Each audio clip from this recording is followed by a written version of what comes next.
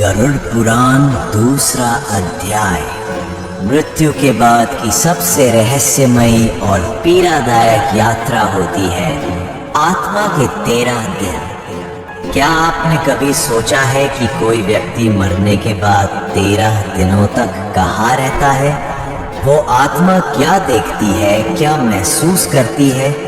गरुड़ पुराण में बताया गया है कि जब कोई जीव इस संसार को छोड़ता है तो उसकी आत्मा न पूरी तरह पृथ्वी पर होती है, न ही पूरी तरह परलोक में। वो एक विचलित अवस्था में होती है जहाँ हर दिन एक नया अनुभव, एक नई सजा, एक नया एहसास उसके सामने आता है। पहले दिन आत्मा अपने निर्जीव शरीर को देखती है, उसे समझ ही नहीं आता कि वो मर चुकी है।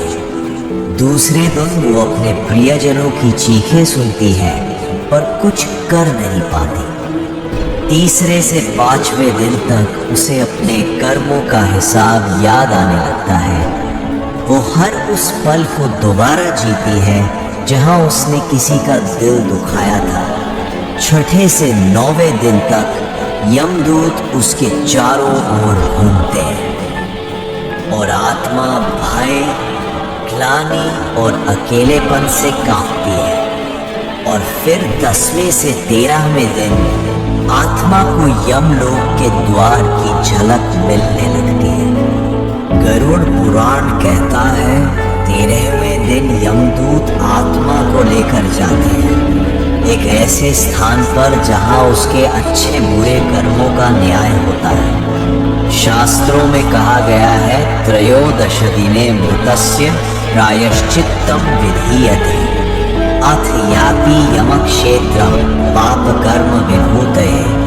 अर्थात 13वें दिन आत्मा को न्याय की ओर भेजा जाता है जहां उसके पाप पुण्य का पूरा लेखा जोखा सामने रखा जाता है।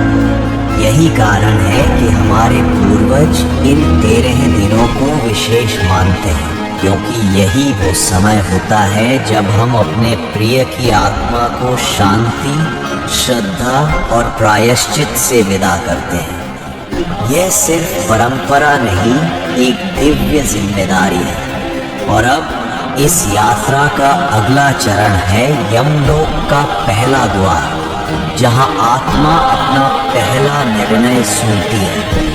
क्या उसे नरक भेजा जाएगा या मिलेगा दूसरा अवसर? जानने के लिए जुड़े रहिए अगले अध्याय में। और अगर आपने इस रहस्यमयी यात्रा को अब तक महसूस किया है तो इस ज्ञान को जरूर आगे बढ़ाएं।